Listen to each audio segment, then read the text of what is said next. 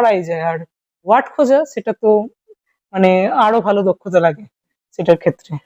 এইবার এইখানে যে বললো, আমি একটা জিনিস তোমাদের বলে রাখি যে এআই ফলো করে মেনলি কি হয়, এআই কিন্তু ওয়েস্ট বেঙ্গল বোর্ডের প্যাটার্ন জানে না, যে ওয়েস্ট বেঙ্গল বোর্ডে কিভাবে প্রসেসিং লিখতে হয়, কিভাবে লেটার লিখতে হয়। তো সেই ফরম্যাটটা তোমাদের পুরোপুরি মেনটেন করতে হবে বা দেখতে হবে। এআই হয়তো একটা রাফ লিখে দিতে পারে, তোমাদের ঠিক করে নিতে হবে। বেশ, এইবার লাস্টে আসছি আমাদের সাজেশন। আমাদের সাজেশন তোমাকে কতটা হেল্প করেছিল? দাদার সাজেশন আমি আগেও ফলো করেছি, 15 দিন আগে বা 1 মাস আগেও দেখেছি। রাইটিং তো সবকটাই কমন, প্রচুর রাইটিং দিয়েছিল, সেখান থেকে কমন এসছে।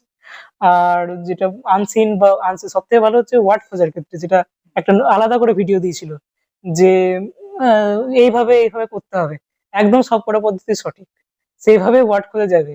অনেকে হয়তো কমেন্ট করেছিল, দেখেছিলাম যে এভাবে হয় না বা এভাবে করা যায় না, মুখস্থ করতে হয়, কিন্তু তা নয়।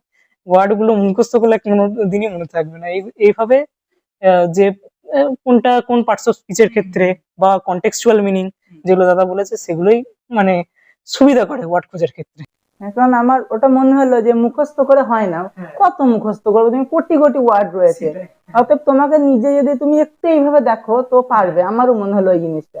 ওইটাতে একটা কলকাতা টিচারও আমাকে কমেন্ট করেছিল যে তিনিও কোনদিন ওইভাবে ভেবে দেখেনি যে ওইভাবেও করা যায়। তো ওনারও এটা খুব ভালো লেগেছিল, আমার এই জিনিসটা খুব ভালো লেগেছে।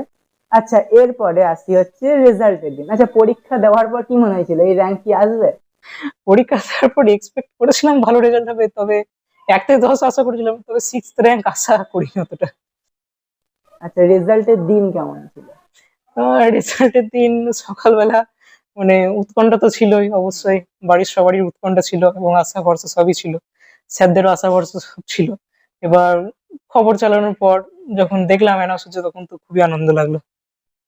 এবার মেনলি একটা জিনিস আমি যেটা স্টুডেন্টদের বলবো, দেখো, এই পরীক্ষাটা যখন তোমরা দেবে পুরোপুরি নিজেদের প্রিপারেশনে দেবে। কারণ এইখানে যেটা আসে পুরোপুরি মাধ্যমিকের কোশ্চেন বেসিক থেকে আসে। বেসিকের বাইরে ওই যে আমরা পড়ি অ্যাডভান্সে আসবে এইভাবে আসে না, প্রপার বেসিক থেকে আসে। তো বেসিক থেকে পড়াটাই ভালো। আর একটা স্টুডেন্টের কোশ্চেন ছিল, যেটা তোমার আমি একটা ছবি পোস্ট করেছিলাম, যেখান থেকে আমাকে হোয়াটসঅ্যাপে একজন মেসেজ করেছিল যে তুমি ইতিহাস ভূগোলের কোন বই পড়ছো। আচ্ছা, এইটা আমাকে জিজ্ঞেস করেছিল। আচ্ছা আচ্ছা।